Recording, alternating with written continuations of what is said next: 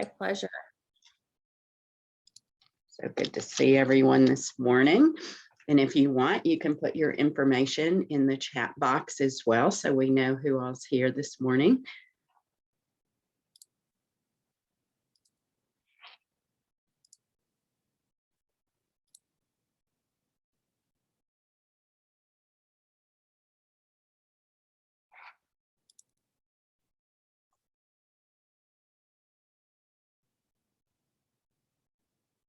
Well, I'm showing it's 8 o'clock. So good morning and welcome everyone to WomenRISE.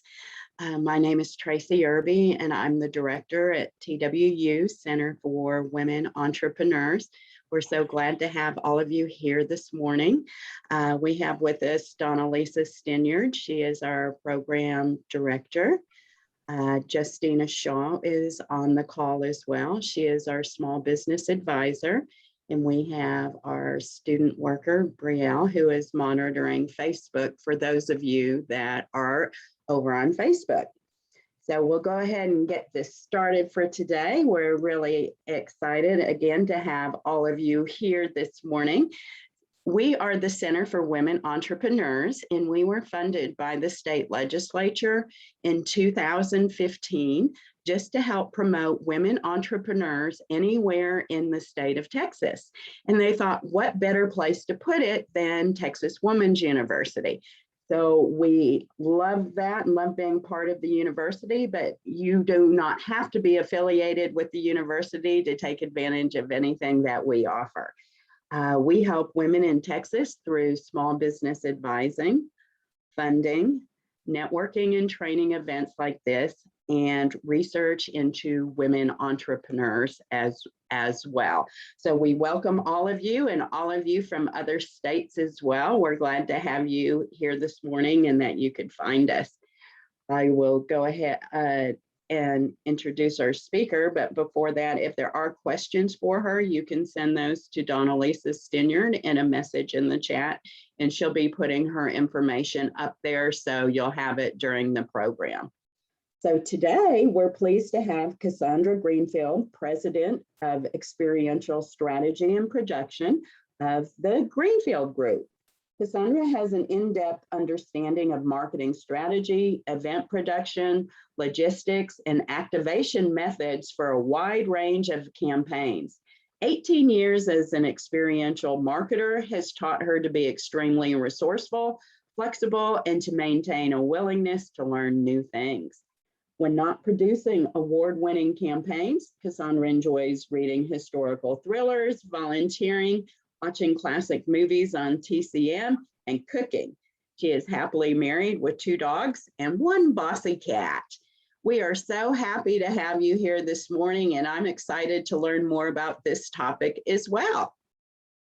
Thank you, Tracy, and good morning to everyone. Good morning to all of you. I'm very excited to be here. This is my first time presenting.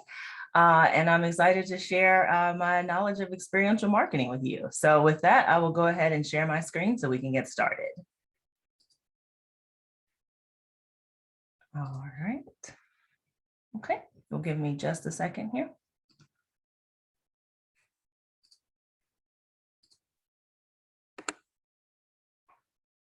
Okay, are we all seeing that?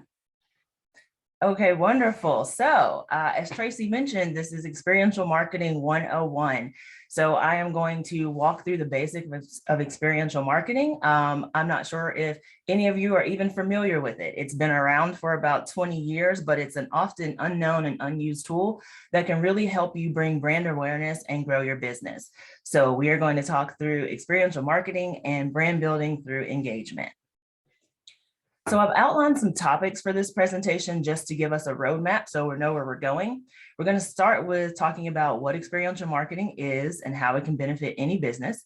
Then we'll move into the functions of experiential marketing and how it works within traditional advertising and marketing, because at its best, experiential should be part of your existing marketing and advertising efforts, not a standalone. You can do it as a standalone, but you're going to get the most bang for your buck when you incorporate it. Next thing we'll talk about is how to create and utilize brand awareness to grow that customer base through experiential. We'll look at some creative activation ideas and low-cost ways to integrate experiential into your business.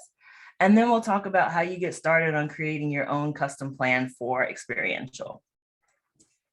So the question of the day is, what exactly is experiential? What is this thing? Experiential marketing is a really unique and fast, effective way to build awareness through face-to-face engagement and connections with your consumers. Experiential marketing at its core is really all about creating an emotional and meaningful connection between a brand and its customers. Oftentimes when people reference experiential marketing, they will also use event marketing in the same conversation or as they're the same things. And really experiential marketing grew out of event marketing. So experiential marketing is about 20 years old. Event marketing is closer to that 30 plus marker, but event marketing is a face-to-face, one-to-one communication pathway. So think of event marketing as truly if you're going to a trade show or a conference or seminar and you want to talk to customers about your products or services. That is a one-way communication where you as the business owner are talking about what you offer or what you provide. Experiential marketing is looking at a full 360 approach, and it's creating a two-way communication. Not only do you want to talk to those customers, but you want them to talk back. You want to hear what they have to say. You want to get their feedback. You want to give them an opportunity to engage. So while events can be experiential, they're not exactly the same thing. So now that we've covered off on experiential and events, let's throw traditional marketing into the mix just so we can get all of our definitions out of the way. Traditional marketing refers to more of what you may be used to seeing in terms of like print ads and billboard. Traditional is really offline only, and it relies on existing platforms like print media, broadcast media, and it really relies on promoting features and benefits of a product and services. Whereas, as we just discussed, experiential marketing is really about creating this sensory engagement to connect and promote your products and services through emotional connection. So think of traditional, it's just going to be print and broadcast, and experiential is taking all of those things and creating a social listening tool so you can hear and get feedback. So in the top of the presentation, I really mentioned that experiential works best when it's part of the traditional marketing mix. And this slide here is just to walk us through what it looks like to have more of an integrated marketing campaign. As we talked about, traditional is going to focus on your features and benefits, and it's going to do that through assets like your print media and your digital media. And I will say for all of my digital marketing strategists, don't kill me on this one. I understand that digital is not the same as traditional. In this case, I'm just packaging it this way so it's a little bit cleaner of a conversation, but I totally understand that digital is impactful. It has its own lane, and it is certainly by no means traditional. And then we've already covered that experiential is focusing on creating those unique, memorable activations, and it's a two-way communication. Think of traditional as a one-way. So if we put all of that together, what we're doing is creating this amazing 360 integration where the messaging is ongoing and you're going to touch your consumer at every point along the way. That creates continual communication. So what does that look like? It looks like this. Now, this slide I can't take credit for. I found it. It was an existing one and it worked perfectly. So I added it in here. But this is what an integrated marketing communication plan would look like.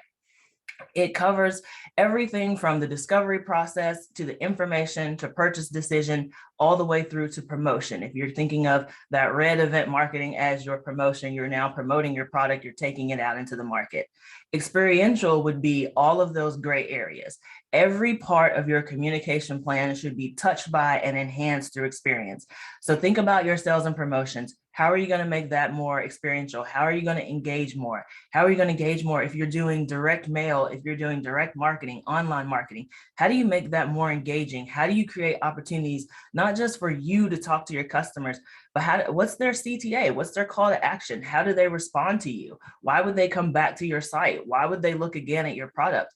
And you're going to do that all the way through your packaging and design. So how are you creating your product so that it can turn into an unboxing video? Is there something unique that you can create there? Thinking about experiential should be done throughout your entire marketing process and not just an after the fact, oh wait, we should do something cool. Try to include it in all of your marketing programs and all of your platforms, and you'll see more lift. So now that we've talked about what it is and how to use it and how it can work with your existing marketing plans, what do you actually get from it? What are the benefits of it? So these are just a few of the benefits that I've outlined for experiential marketing, but there are certainly more. One of the top things that it does is creates brand awareness. This is incredible if you have a new product that you need to launch, or if you find that your sales are lagging or you're not getting new customers. Doing something with experiential can really help give you that lift because it gives you the opportunity to generate and create unique content that you can use across various platforms. Experiential also helps influence purchase behavior. Experiential is proven that it creates those memorable experiences that help bring consumers to and move them through the sales funnel faster than any other method. That includes digital and social. And we'll get into the reasons of why that is in a few slides. The other thing that experiential marketing does is it helps to differentiate your product from your competition.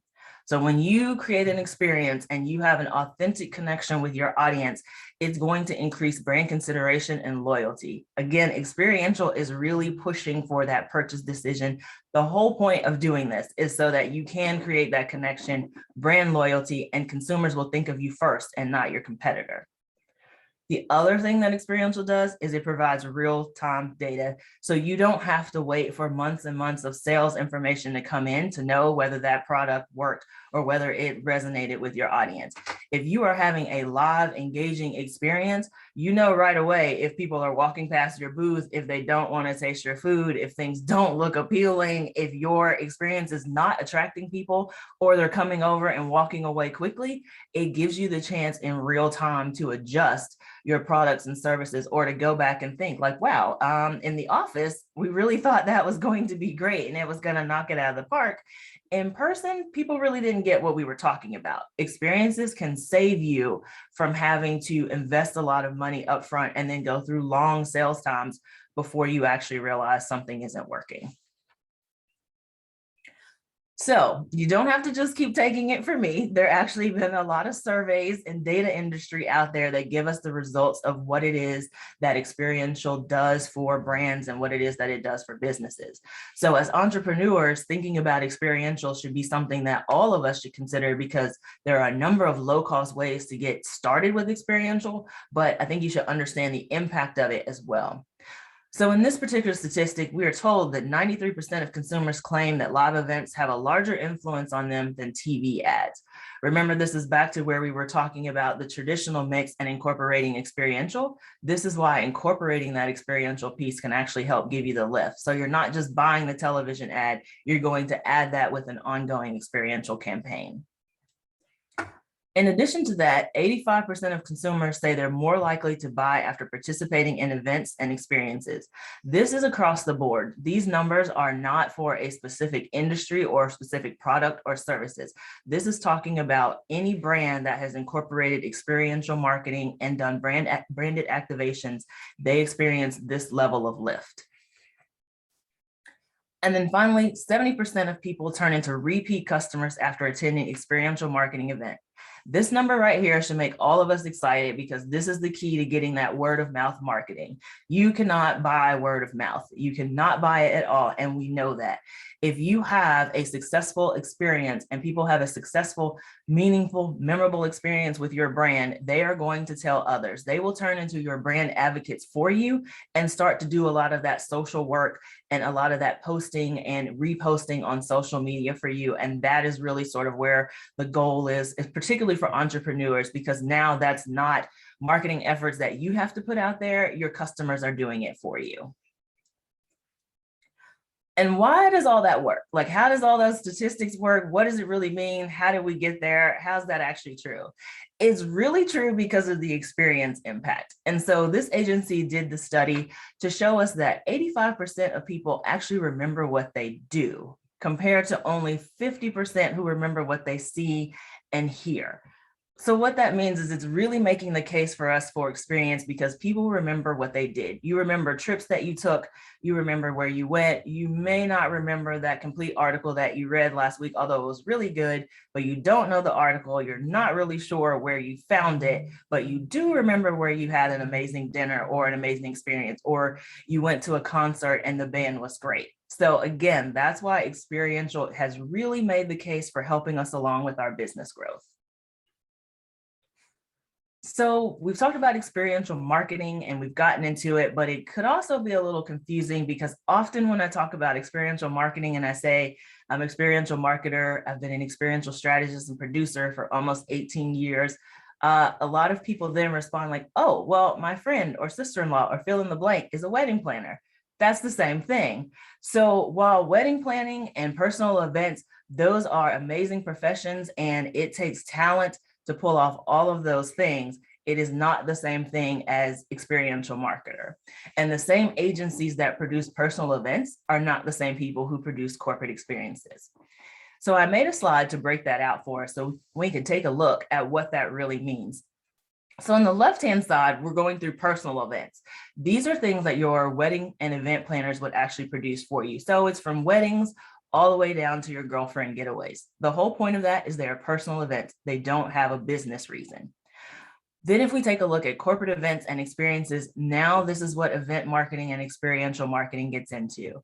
And as you recall, I talked about how events can actually be experiences. So there is a lot of crossover here, and your event marketers can be experiential strategists and vice versa, but they do not cross over into personal events. So things like trade shows and industry conferences, if you add musical events, if you at your trade show booth, if you want to bring in chair massages and outside you're giving away coffee and donuts and you're adding things beyond just having a trade show booth, your corporate event has now become more of an experience.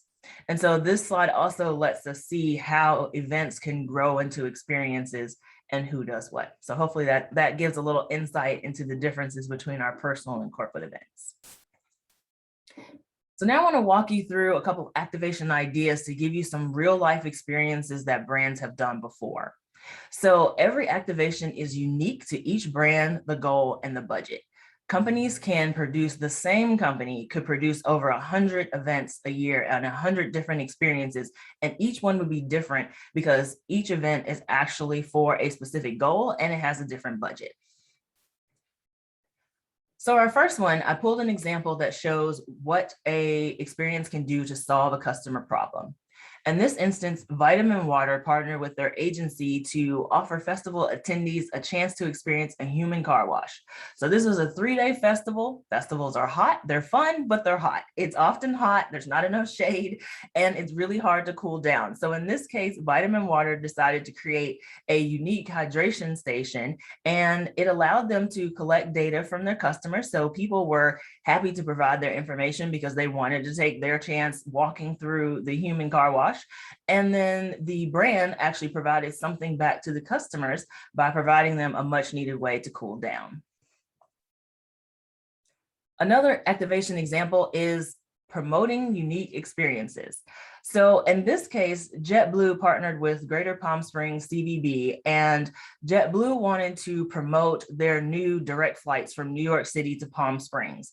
And Palm Springs wanted to have New Yorkers think of them as a great place to visit. So the outcome of this is that they created this giant ice block and placed it in New York City, and it was up for grabs.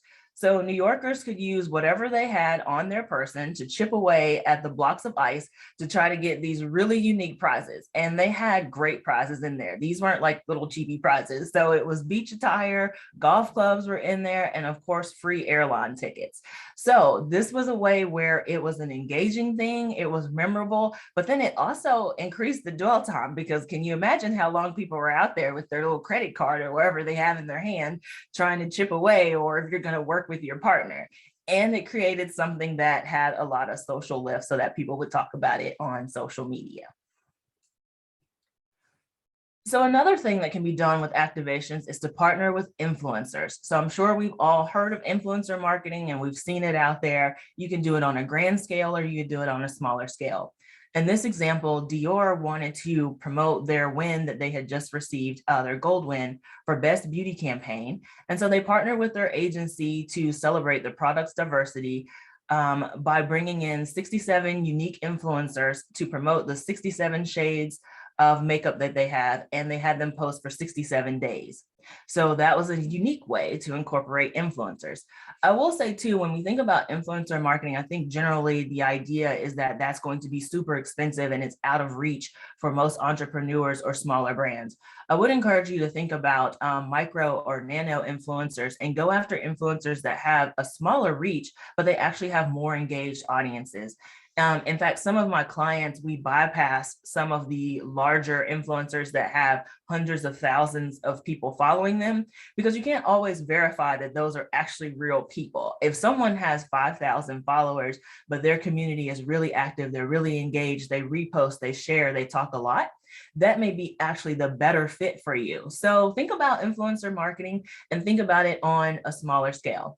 And I'll say there, that is certainly its own entity. There are specialists in influencer marketing. So that's my entry level information about experiential marketing, but definitely something you should put on your list to look into if you're not very familiar with it. And then the last example of a real life activation is to partner with other brands. So a partnership can be a great way to share costs and share benefits. In this instant, this beer that is pickle infused was created for the 2018 Boston Pickle Fair.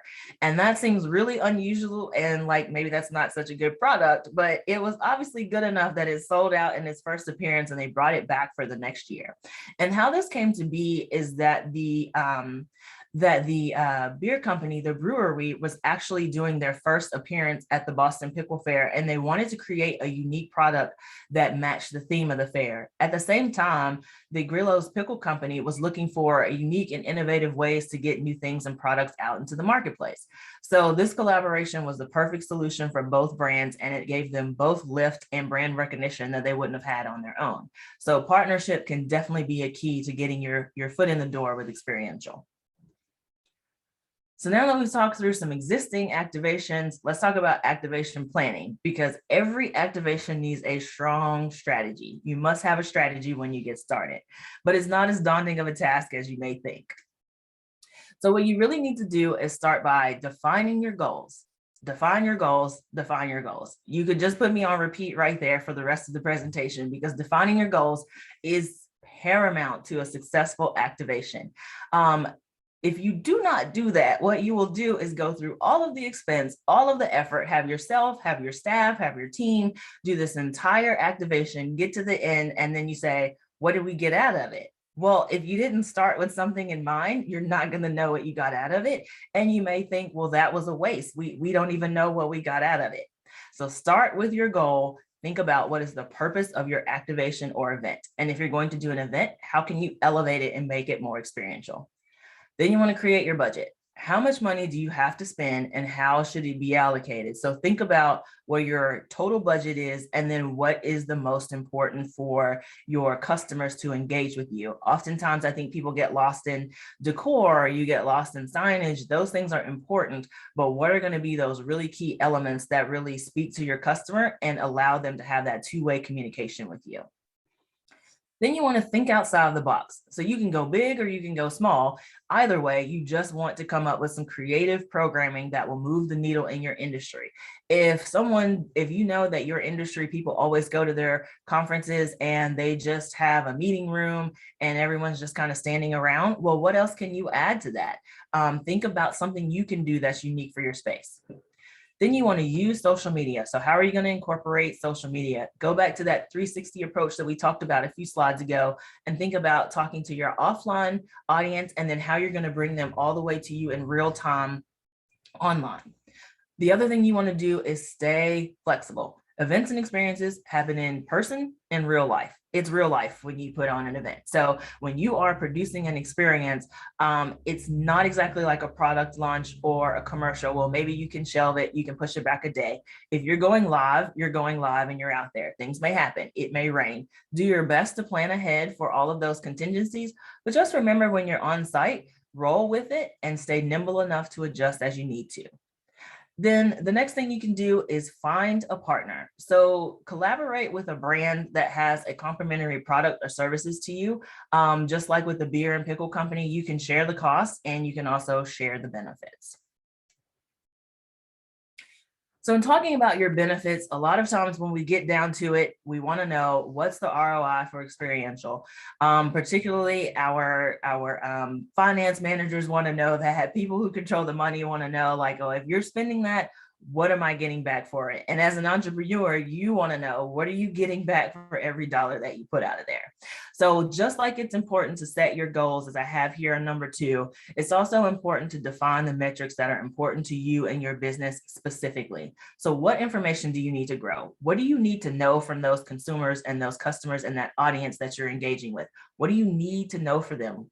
Make sure that you write that down and that is incorporated into your experiential plan, because there are also different strategies that you can employ to get that information back. Then set measurable goals. You see, I added goals back in here again, because that's how important goals are. So what are your goals? And then also make it realistic. So if your goals are something related to sales and you normally sell 100,000 a year, then it's not necessarily the best thing to say your goal for this one experience is to also sell 100,000. So you want to make sure that you're setting measurable but realistic goals. And then your evaluation and repeat portion of your post-event recap is crucial. Oftentimes this happens where someone, particularly if it's the first time that they've done an experiential event or incorporated experiential marketing, after it's over, it's like, okay, great, we made it through. It went off. People loved it.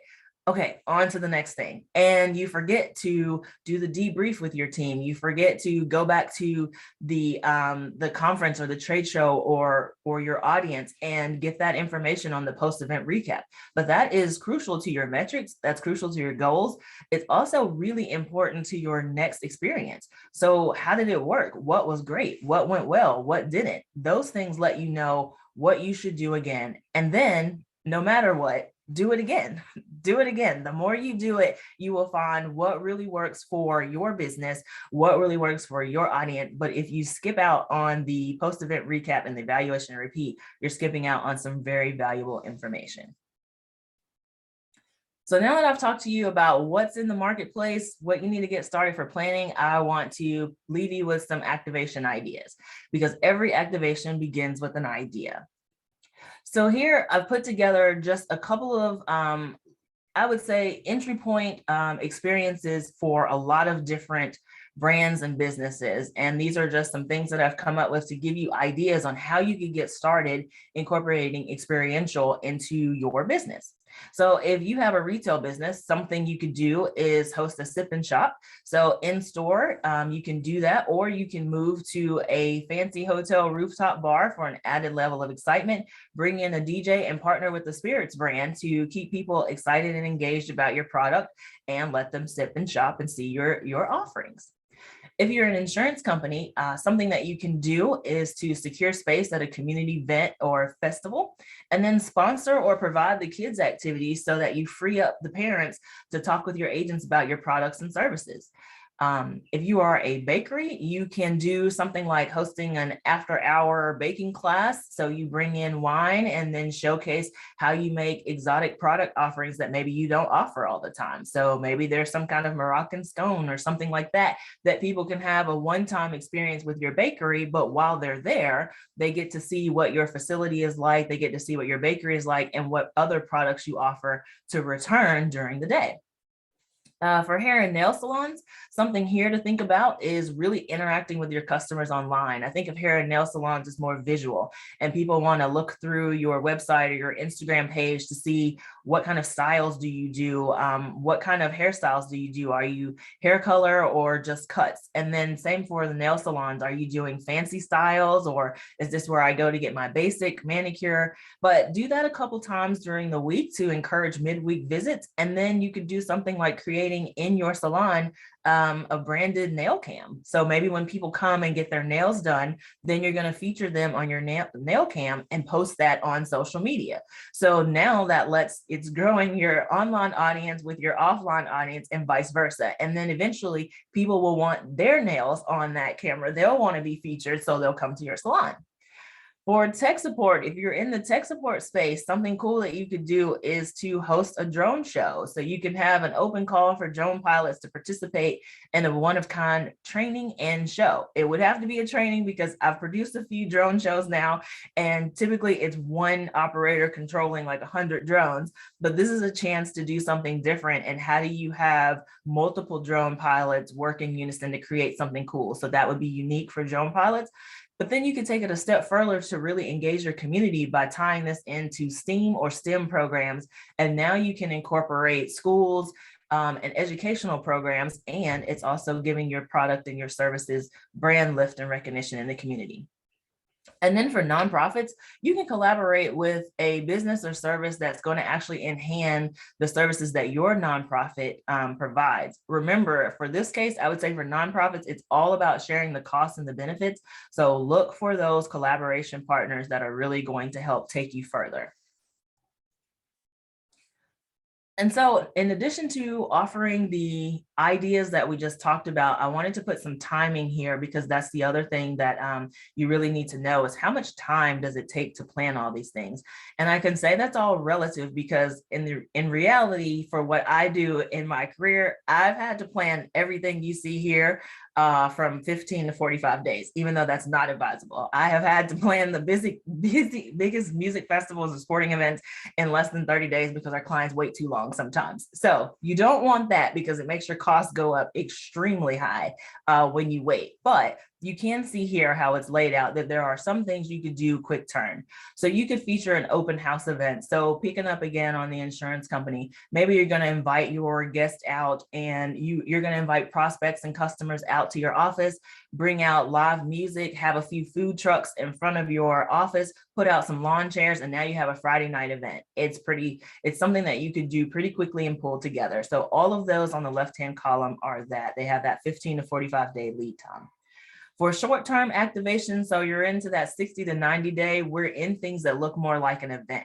So your events kind of fit more within that short-term activation window. So that's your trade shows, conferences, executive retreats, things like that, where you do need to put some planning to it. You do need to put some effort in it, but it's not going to take you as long of a lead time as things that fall under the long-term activations. Those long-term activations are going to be your bigger experiences. So these are going to be things that are tied to new product launches or sponsored events. Branded activations, they're going to be programs where you need to have that longer lead time to plan, but you also need to have that longer lead time to promote those to make sure that you do get that ROI that we just talked about. So in closing, I just want to make sure that you remember that experiential marketing is all about creating that meaningful and memorable experience and connection with your customers. So make sure that you focus on your customer and you keep your attention on what is going to engage them. And in engaging them, you're making sure you're taking them all the way through the sales funnel over and over again, from the top of discovering you all the way to the end of purchasing your product, becoming your brand advocate, and doing it all over and over again. Then you want to take advantage of socially relevant moments. So in thinking about all of those existing activation ideas, as well as the plans that we look through, what's happening in the world, what's happening in your community, what's happening in your industry, take those and think about creatively how you can insert your brand, how your brand can create experiences and moments after those. And then finally, you always want to make sure that you are creating memorable and shareable experiences. You want people to walk away from your experience ready to share, ready to talk, ready to keep it going way beyond the program end date. And so with that, I will close. Thank you all so much for your attention today. I hope this has been helpful and educational to you. And I truly hope that you will all begin to incorporate experiential marketing into your everyday business. I hope you will think about it when you are working on your marketing and advertising plans.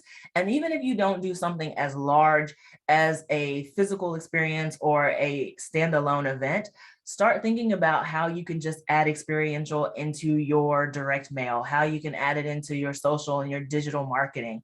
Think about experiential and just how your customer is actually engaging, and give them an opportunity to engage and to talk with you. Thank you all very much.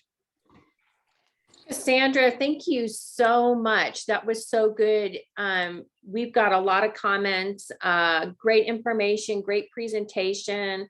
Thank you so much. It's generated lots of ideas. If you can stop sharing your screen, I do have a couple of questions for you. They're going to tax your creative. So the first question is, Carrie wanted to know what number of followers would a micro influencer, and for me, a nano influencer, like what numbers are we looking for in that? Right. So I think it's below 10,000 and 5,000. And I would have to check that. I will definitely say that's stretching me because that influencer marketing space is not my particular area, but I work with a lot of clients that we do that. And I think it's below 10,000. Okay. And then Carrie also wanted to know, and she was really good. She waited till I told her you were going to share some ideas, but she has a unique situation. She's a licensed Christian therapist. And so she was looking for an example of some kind of experiential marketing that she could do in that space. Okay. So I would say that would be, you could host a like relaxation station.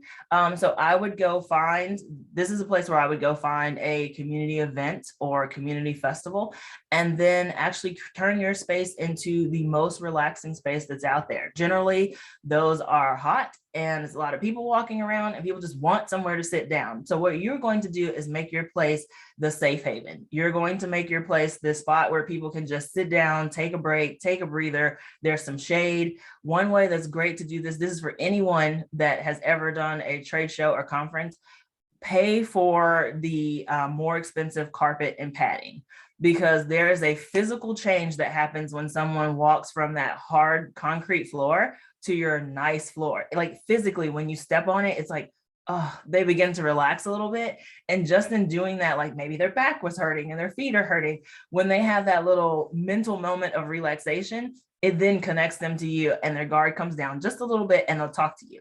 So for the licensed therapist, that's what I would recommend. The carpet portion doesn't play into that because typically you would be on asphalt, but you could think about, just what changes in the flooring she could bring in. But I would certainly make like a relaxation station, and you're the place where people can come sit down and take a load off.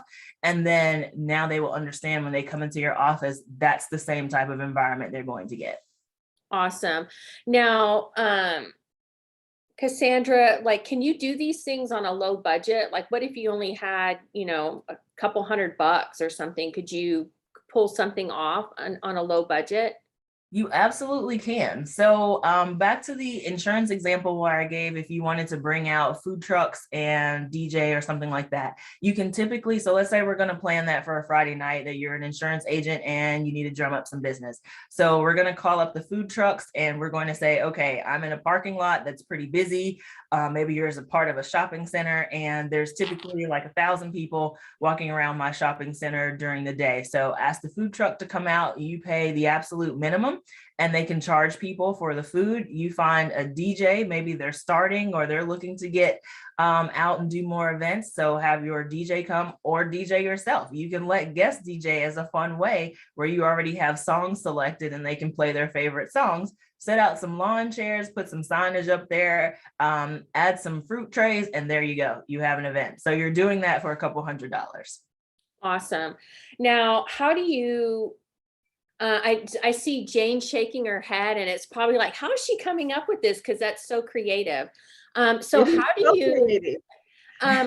do you, especially kind of today with COVID and a lot of events are online, a lot of people are rolling into like doing a lot of Facebook Lives and Zooms and stuff. And so what are some experiential things that you can do in that online space for people? Wow, that's a great question.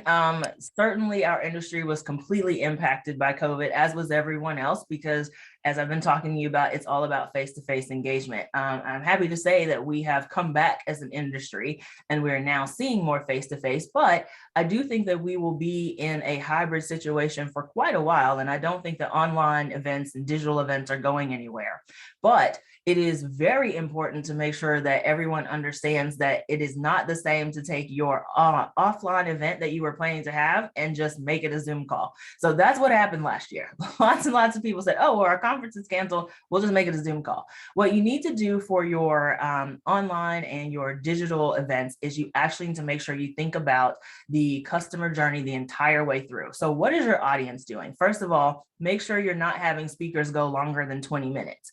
I know that happens all the time, but it's so hard to hang in there on the camera and just do that, especially if it's an all day. If it's not an all day, it's fine to have longer sessions, but if it's all day, try to break that up 20 minutes. Break it up with music. Make sure you add in polls. So you can do polling. You can do what we have here, chat functions.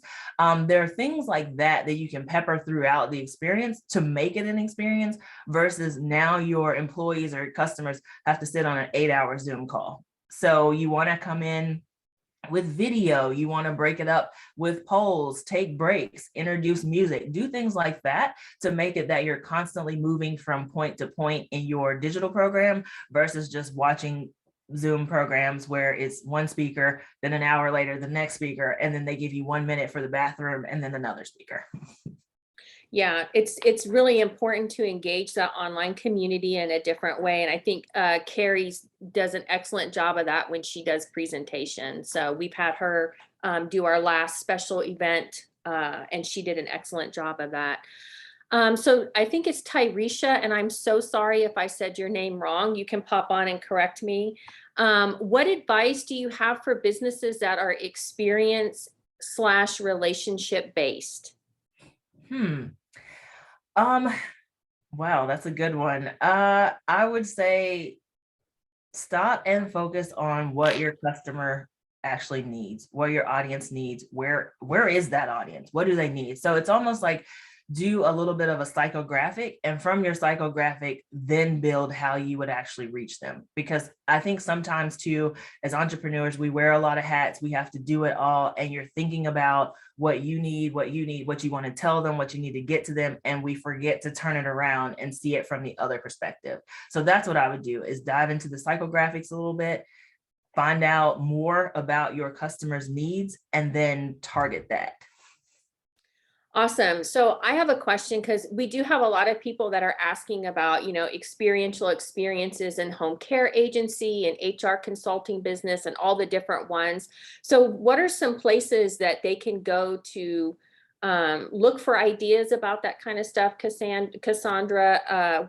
Where are some places that they could get that creative infusion to help them kind of think of some events for themselves? Sure. So there's a website, bizabo.com. So that's Bizzabo. That one is a great place to go because they have hundreds and hundreds of ideas at all different price points. There's also eventmanagerblog.com, where they list lots of different ideas. You can also just Google experiential event ideas, event marketing, and you'll come up with, and they'll give you back a lot of ideas. But I know Bizzabo has like 200 up there, and they're broken down by cost. So that's a good place to just start going and familiarizing yourself even more. And it's like, oh, well, maybe I could do that, or here's some examples, or you'll find something that you can retrofit for your business. And I think it's going back to that slide when you talked about, it's really about thinking outside of the box. It's really about that willingness to kind of step out of your comfort zone and to just, make a reach in doing something different. Absolutely. Absolutely. And if you feel like you didn't hit it out the park the first time, that's okay. Just remember that evaluate and repeat part. So think about it again, think about what you could have done better, or what did you learn from that? Because you're going to learn every time you do it. Just like when you first started your business, you learned every time you got out there and made an effort or talked to someone about it. So think of experiential the same way. Just keep working at it and trying something new, and you will eventually find your lane and what really works for you. But make sure you have a goal. Absolutely. Absolutely. Right. So do we have any more questions for Cassandra? All right, I'm going to turn it back over to Tracy. Wow, that was such great information and so helpful. But I was with you, Donna Lisa, and laughed when you talked about the goals too, that if you really don't know what you want to achieve, it would be hard to achieve it. But thank you so much for a great presentation. We haven't really heard that much on this topic. So I'm really glad that you are here today and gave such great information to everyone. Thank you so much. Well, thank you all for having me. Thank you. Oh, you bet. And we have lots of nice positive things about you in the chat as well. So thank you again.